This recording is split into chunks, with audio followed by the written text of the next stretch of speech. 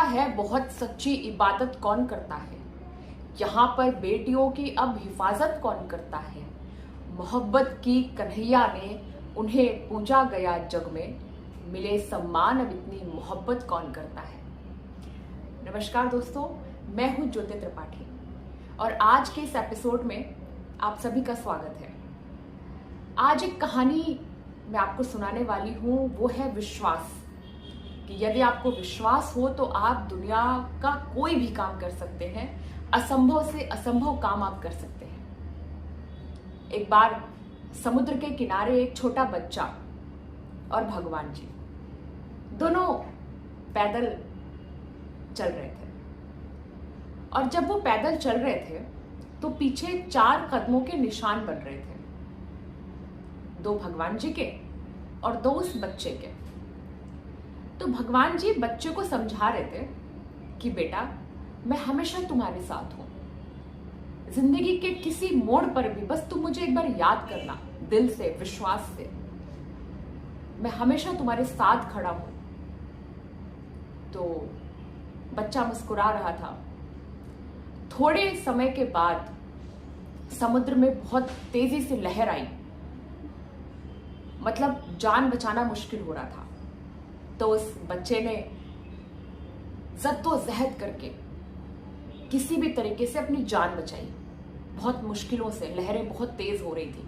और जब वो इन सारी जद्दोजहद से जूझ रहा था तो उसने पीछे पलट कर देखा, तो जहां पर 4 कदमों के निशान बन रहे थे, फिर वहां पर 2 कदमों के निशान बन रहे थे।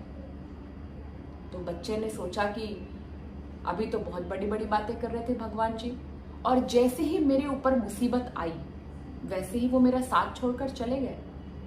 आमतौर पर ऐसा हम सभी सोचते हैं कि जैसे ही कोई मुश्किल आती है भगवान हमारा साथ नहीं देते।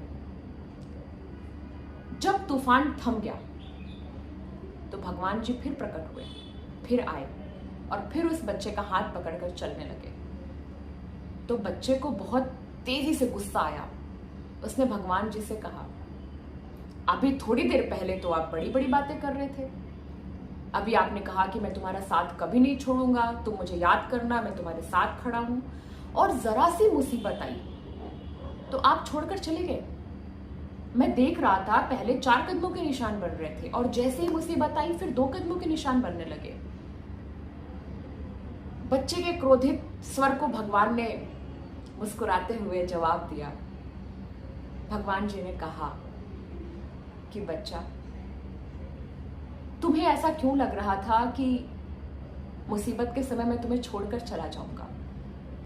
शायद तुम्हें ज्ञात नहीं है कि वो जो 2 कदमों के निशान थे वो तुम्हारे नहीं थे, वो मेरे थे। और मैं मुसीबत के समय तुम्हें अपनी गोद में उठाया हुआ था।